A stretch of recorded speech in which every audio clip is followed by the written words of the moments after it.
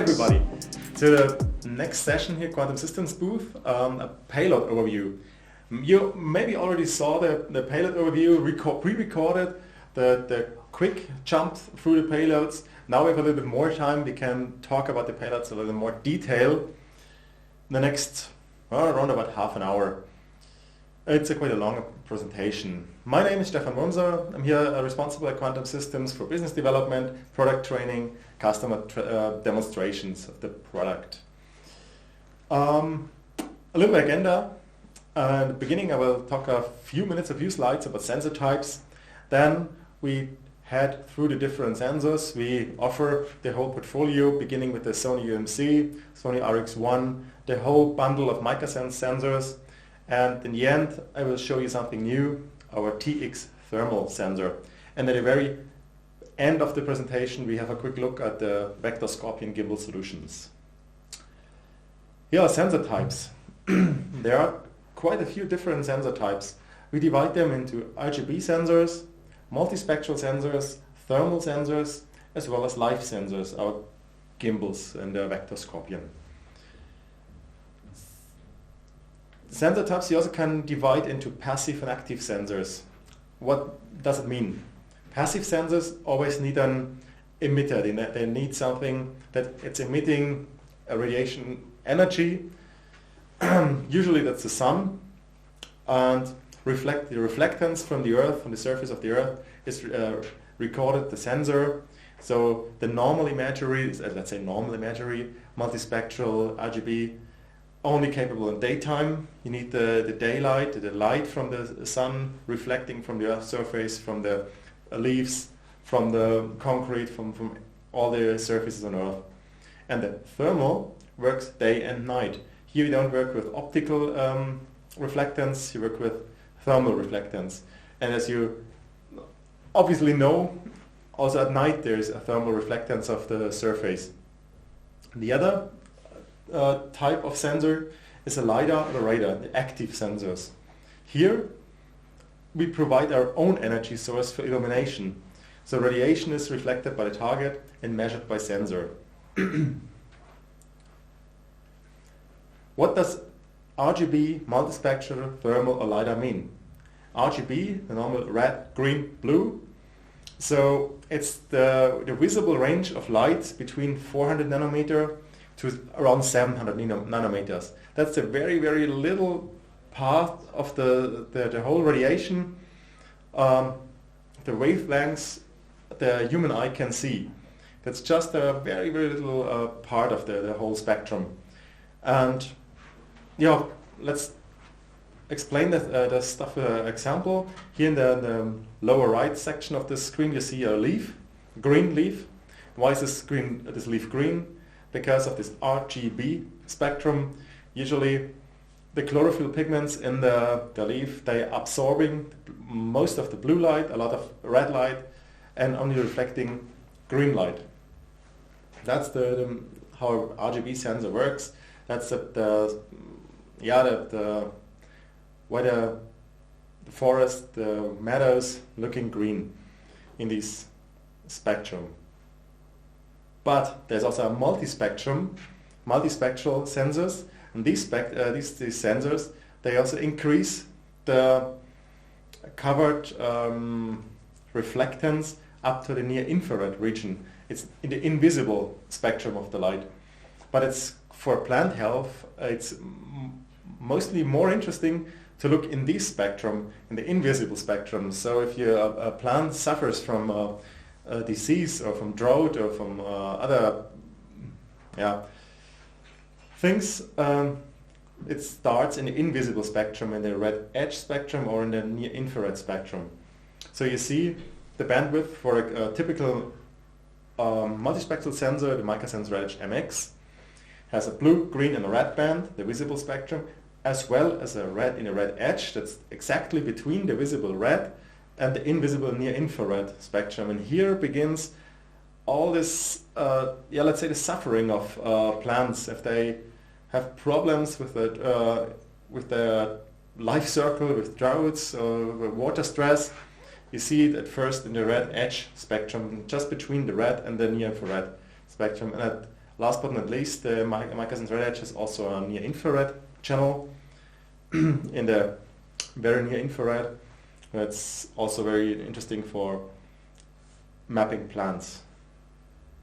The thermal sensor, so they work in a little bit far away spectrum, not in the visible spectrum, but in longer wavelength. You see a typical example in the lower right section of the image for a thermal image, this mapping of this house. You can do it not only handheld, it's also possible to do it by a drone from above for whole cities. You see if there are houses leaving too much energy through the rooftop or through the walls. So that's also a typical use case for thermal sensor, maybe in a drone. As an example, I brought here in this slide the MicaSense Altum. That's a very sophisticated multispectral camera with an integrated thermal band as well. The LiDAR sensor, I must be honest, I skipped because actually we have no LiDAR sensor in our portfolio, but stay tuned, maybe next year there will come a big surprise. So Trinity F90 Plus, let's walk through the single sensors. We start with the Sony UMC R10C with 20 megapixel, a normal RGB sensor, 3 bands. You see it here. I got it here. That's our Sony UMC. You see, I talk about it in a few minutes, a little bit in more detail. Then we also have the Sony Rx1. That's the big brother of the Sony UMC with 42 megapixel. Then a combination of both. I will show you also in a few minutes in detail. And then the whole bunch of the bundle of MicaSense sensors, beginning with the RedEgde MX to the RedEgde MX Dual with the blue and the red sensor, and the MicaSense Altum, already mentioned with the thermal sensor. And in the end, our very next, the newest Payload, the dual payload compartment combining a thermal camera from FLIR and the Sony UMC. The Sony UMC, that's also quite new. We present you here also as something new in the interview. For several years, we sell the Sony UMC with a 16mm lens. So you can achieve a resolution of around 2.6 centimeters from 100 meter altitude, but quite new is the Sony UMC with a 20mm lens. Here you can expect a ground resolution of 2.1 centimeters.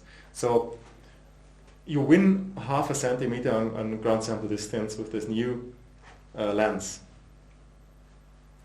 The Sony UMC, so it's also a recommended sensor for many applications like surveying, mapping, archaeology, mining, calculation of stockpile volumes, many GIS tasks, disaster control, civil engineering, forestry. It convinces with a good inner orientation, low distortion, fast shutter speed is very necessary. So you can easily shutter in every second, so you can fly in a lower altitude than in most other cameras with a fixed wing drone. It's easily that you can achieve a sufficient overlap of around 60, 70, 75%, also at 80 meters altitude. And then you can absolutely reduce your ground sample distance of our 20mm lens to 1.6, 1.7 centimeters. It's absolutely okay. The Sony UMC, here's an example. In the middle of this image, you won't see it. There's a Trinity box hidden somewhere in this image. 3 centimeter altitude, 3 centimeter ground sample distance. Here, a little bit zoomed in, you see the Trinity box next to this car in the middle of the center of the image. And completely zoomed in, you almost can read the Trinity logo on the box. A few more details to this Sony UMC. As you see, you don't have to remove a SD card from inside. You don't even have to remove the payload compartment from the drone and you want to gather your information, your pictures. You just have to remove the SD card from the side of the payload compartment. So this payload compartment can always stay in the drone You just remove the SD card, copy it to your laptop, insert it again, and you're ready for next flight. Let's just show me what I already explained in the next slide, the difference between the 60mm lens, the 20mm lens. Here two actual examples I flew on myself last week. The 60mm lens, it was then a flight altitude of 112 meters, so it was a ground resolution of 2.76 centimeters calculated in Agisoft meta shape, and with the same flight plan, same day, just 10 minutes later, I flew let's say the same flight plan with a 20mm lens in almost the same altitude, and I got a ground sample distance of 2.1 centimeters. Here are some examples what our customers send us from all over the world. We have here images also from Bavaria, in the upper Jakarta downtown from Indonesia, a skiing area in Norway, a construction site in the desert, in the mountains of Oman, Arabia, as well as some Bavarian lakes, forests and villages. You can convince yourself with all these images. If you want, I can easily send you this presentation afterwards. Just write me an email, write in the chat. We are open for chat, ask questions, please feel free. These are some auto mosaics from the single images. On the left side, also from Indonesia, oil palm plantation. In the upper right, this is a skiing area of Holmenkollen in Norway. And on the lower right page, is a very good resolution. And it's a part of the highest mountain in Germany, the Zugspitze. So the next slide, I want to talk a little bit more in detail about the Sony UMC. Maybe as you have seen on the UMC itself, there is no screen. You cannot, not like you used to do most cameras, you cannot change any settings here because there is nothing you can change the settings. But Sony offers a freeware, a small program, it's called Camera Control Manager. You can download it for free from the Sony homepage. And here is you will see a small magnetic USB connection on the payload compartment. And if you connect your payload compartment with a computer, with a PC, and open the Camera Control Manager, then you will get a similar image as I got here on the screen. And then you can change all the settings, the shutter speed, the ISO, what you want to do. So that's the way how you can change settings in this camera without any screen.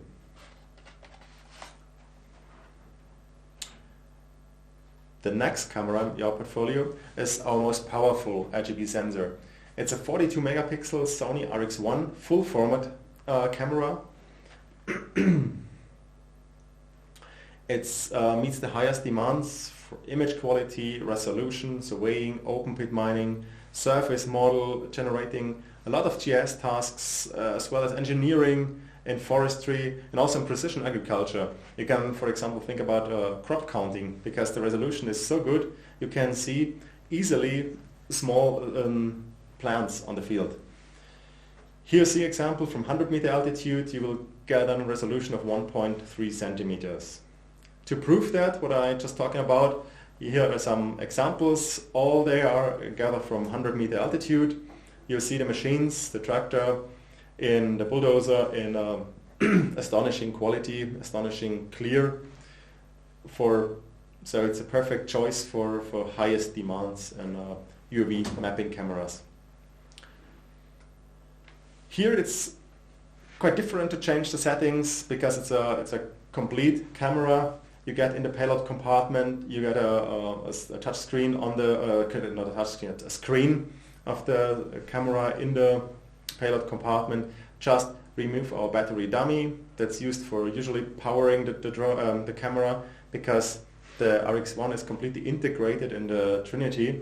So it's all the control commands for the camera coming from the autopilot. So it's completely, we know all the geotags, that's very important for the post-processing.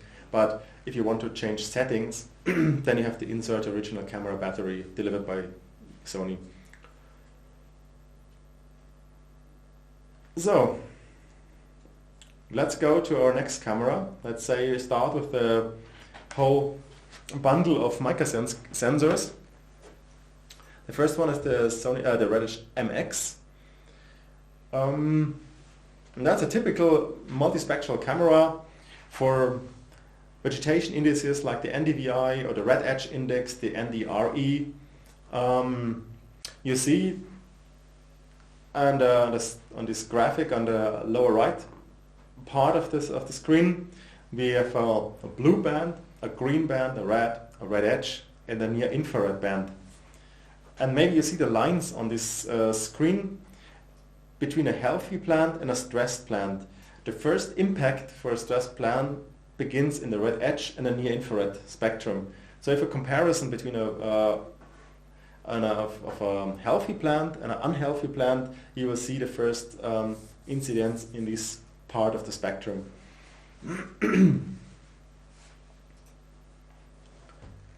Its original imagery: blue, green, red, near red edge. And for if you fly, for example, you imagine you can fly 90 minutes with our drone, and in 90 minutes maybe the light conditions change a little bit. So you start with with different light conditions than you end your flight. And to level that out, we offer this DLS2, this light sensor that's embedded on the back of the Trinity. You don't have to do anything with that. It's completely integrated. The only thing is afterwards, if you're doing your post-processing in Pix4D or in Agisoft, you just press use DLS2 or not. So for example, if you fly in completely clear sky, it's a very bright summer day, the sun is coming straight down, then you don't need the DLS2. It in fact usually makes your images a little bit, you lose quality using that in that conditions. But it's cloudy, it's partly cloudy, then you can improve your gathered images by using this DLS2 in a good way. Also with the RedEgde MX delivered is a calibration panel. See here, before the flight, after the flight, you should calibrate the camera. That's very easy, understandable. Usually you have always the problem by calibrating cameras when you're alone as a drone operator outside on the field.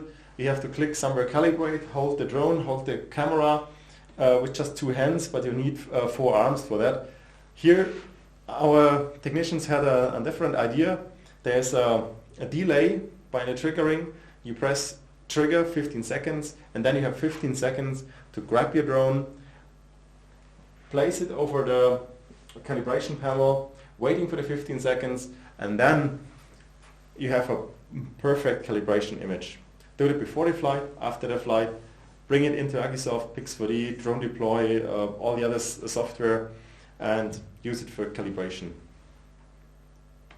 That's just a few examples. That's not complete. I said vegetation index, RedEgde index, GNDVI, leaf chlorophyll index. A lot of possible indices are thinkable with the RedEgde MX. RGB, you cannot say is it from a real RGB sensor or is it from a multispectral camera. It's a very good high quality data. Yeah, here with the near infrared band, that's a false color infrared image, vegetation index, NDVI, and from the same scene a RedEgde index, more detailed than the NDVI.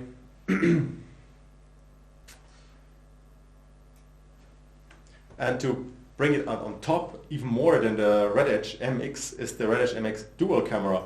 For all the research institutes, universities, PhDs, whatever you want to do with precision agriculture, with forestry, looking for bark beetles, there are a lot of possible use cases. The RedEgde MX Dual is the tool to use because it has some very interesting features, and I think that one of the most interesting is I think it's a little hard to read on the screen, but on the lower right I have a graphic that compares the spectrum of the RedEgde MX Dual with the spectrum of the Sentinel-2A satellite and the Landsat 8 satellite, and they are almost the same. So that makes your research even more worthy, because you can compare your Sentinel satellite data with your high-resolution drone data. So if you have a very interesting part of your area what to research, just take the Trinity RedEgde MX Dual, and you can, with one flight, you can prove your results from your Landsat or your Sentinel image in one flight, 200 hectares. You have that not in 10 meters resolution, but in 7 centimeter resolution. Here's an example what I'm talking about. That's a small bathing lake here in this southern Germany, Bavaria area. The blue dot is, by the way, is a little bathing island in the lake. And the upper left, it's an example from Sentinel. 10 meter resolution, this small lake. You can hardly recognize it as a lake. In the upper right image, that's from PlanetScope, another satellite with 3 meter resolution. You can see it as a lake, you can get some information, but then to prove your information, take the Trinity with 7 centimeter resolution. That's a completely different image in terms of resolution, of course. Here are some examples. In the upper left, I can prove that the Trinity flew with the dual sensor. And then the two lower images, it's just two random band combinations. On the left, it's near infrared, red edge, coastal blue combination. And on the right, it's red edge 7, another red edge. We have 3 red edge channels. And red edge 7, green 3, and coastal blue. These are channel combinations especially for water plants detecting algae blooms. You see in this right image on the left lake there are a lot of water plants, a lot of algae can good recognize, whereas in the left screen you can hardly see any water plants. So you have a huge variety of band combinations, and also have a huge variety of creating indices. And as I said, the most interesting thing is you can almost create the same indices as you can with your Sentinel or your Landsat data. So these images about these small tables here, they are originally I copied them from the Sentinel homepage. So they also work for Sentinel data as well as for the RedEgde dual imagery. Here canopy, chlorophyll content index, and the modified chlorophyll absorption reflectance index. You cannot do such indices with other drone-based sensors. And the next sensor from MicaSense is the Altum. Here we have an example from last summer. It's a hemp field. With the Altum you get an even higher resolution than with the RedEgde MX. It's up to 4 centimeters, 4.3 centimeters from 100 meter.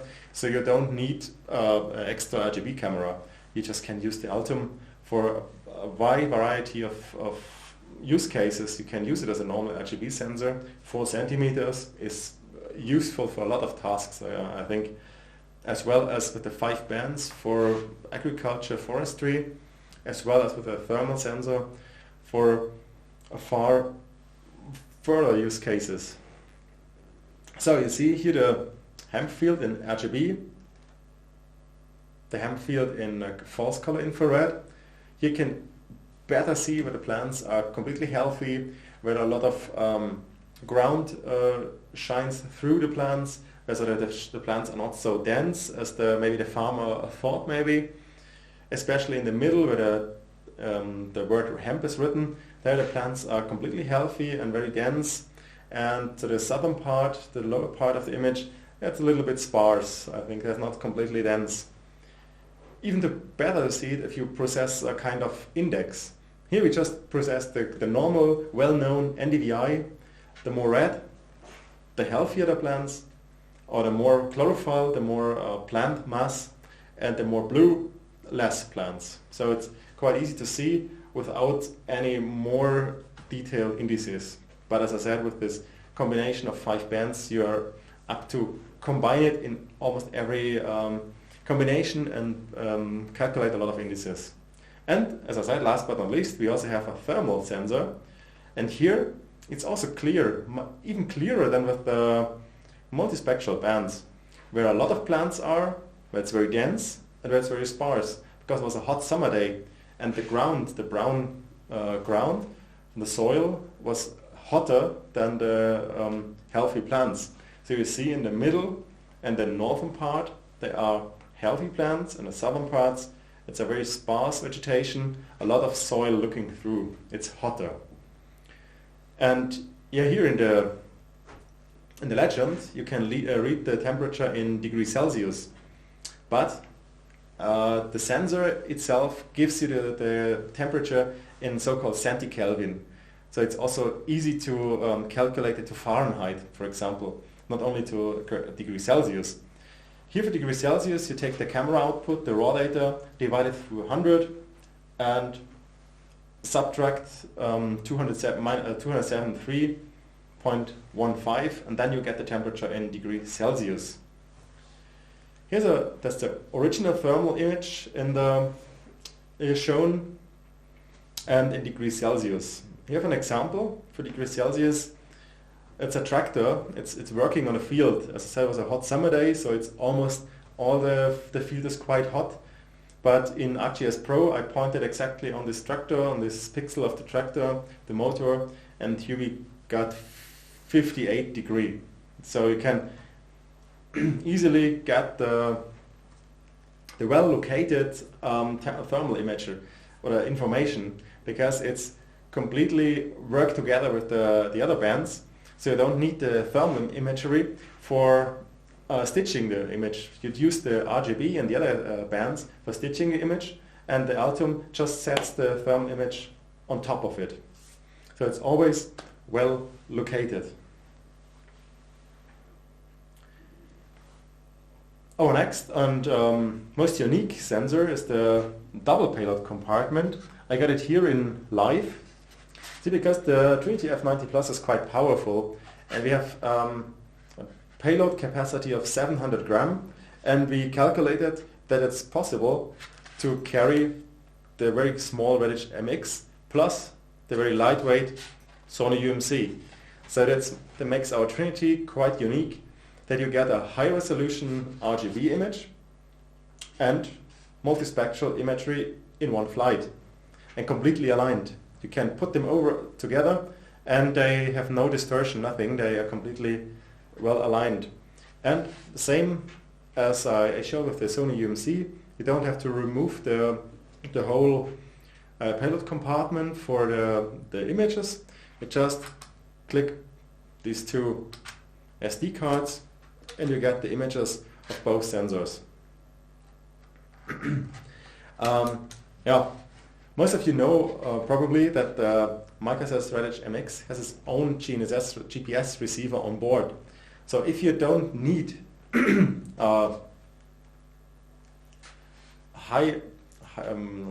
very good located images, just take the images as they are from the RedEgde MX and throw them into Agisoft, Pix4D, what else, and it works.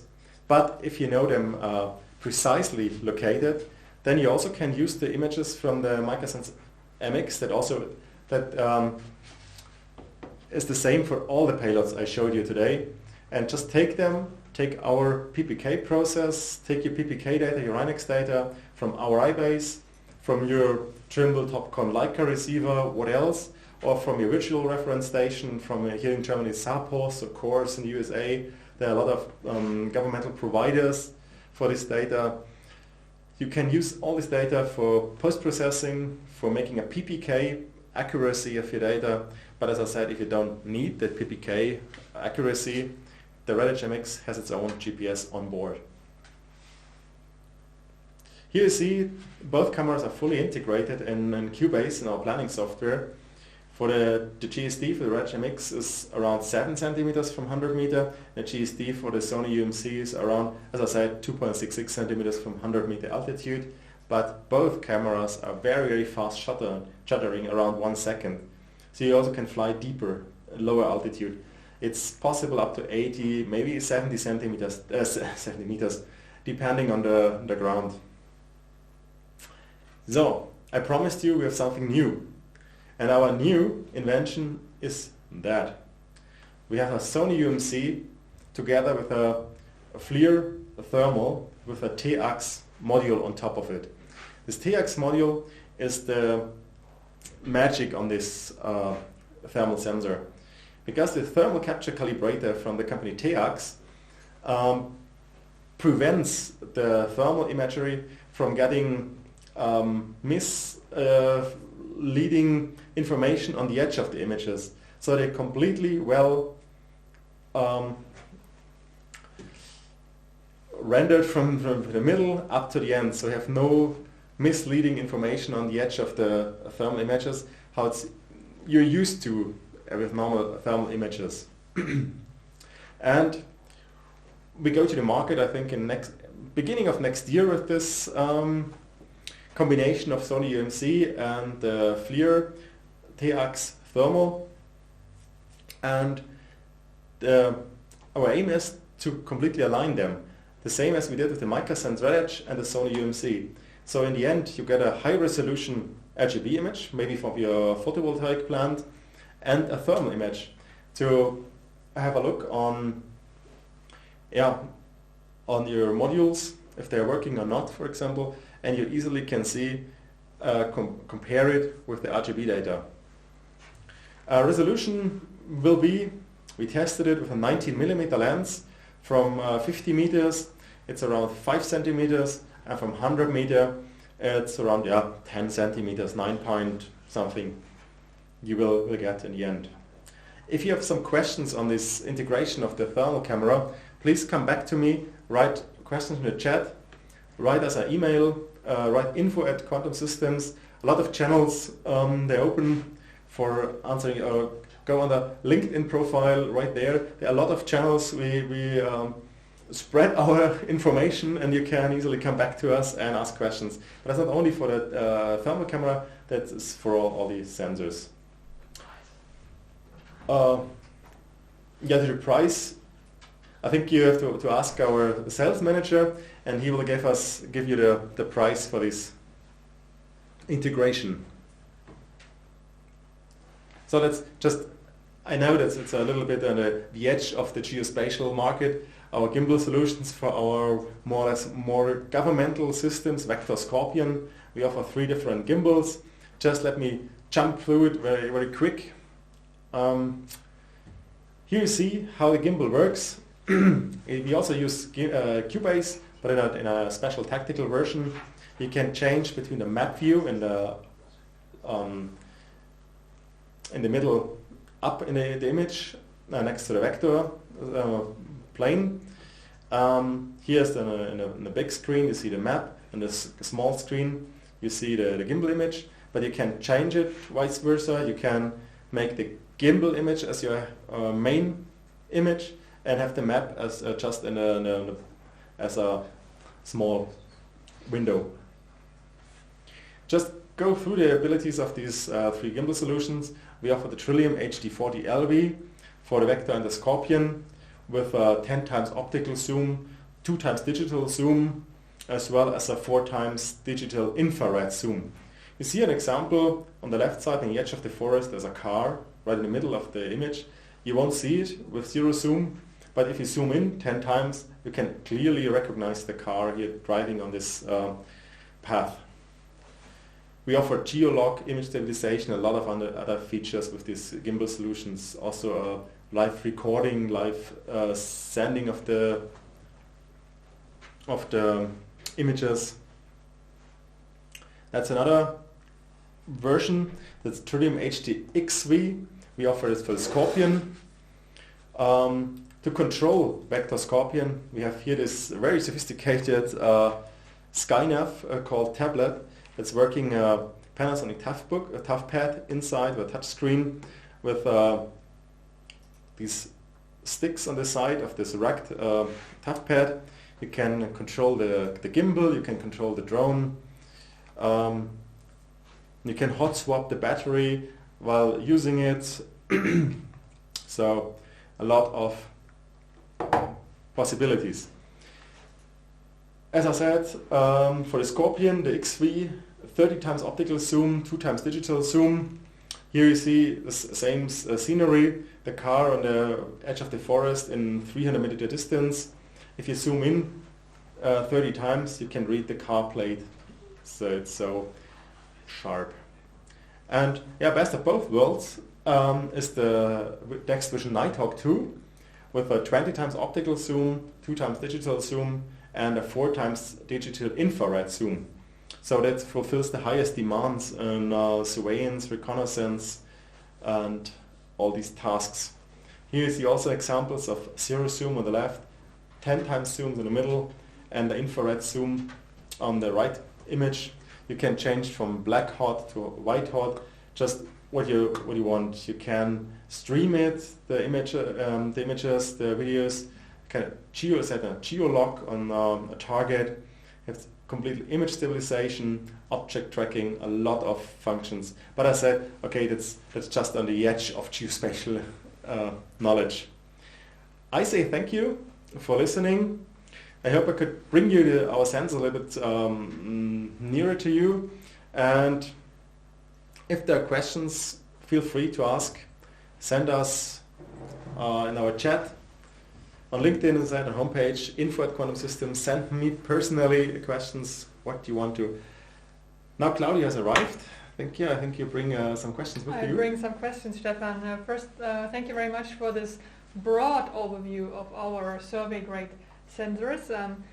They are growing in the amount, and I think this is good, giving more flexibility to our users. We had one user watching us on our YouTube live stream. He joined a little bit later, so he may have missed some information. And the question was, what's the maximum payload weight that we can integrate into the Trinity? The maximum payload weight is 700 gram. So there's, all the sensors, they less than 700 grams we can integrate and think about. So we have all this. There's also some possibilities, as I saw, for dual payload compartments, like we did the RedEgde MX and the Sony UMC, the FLIR and the Sony UMC. Maybe, if you have something in mind, feel free to write us. Okay.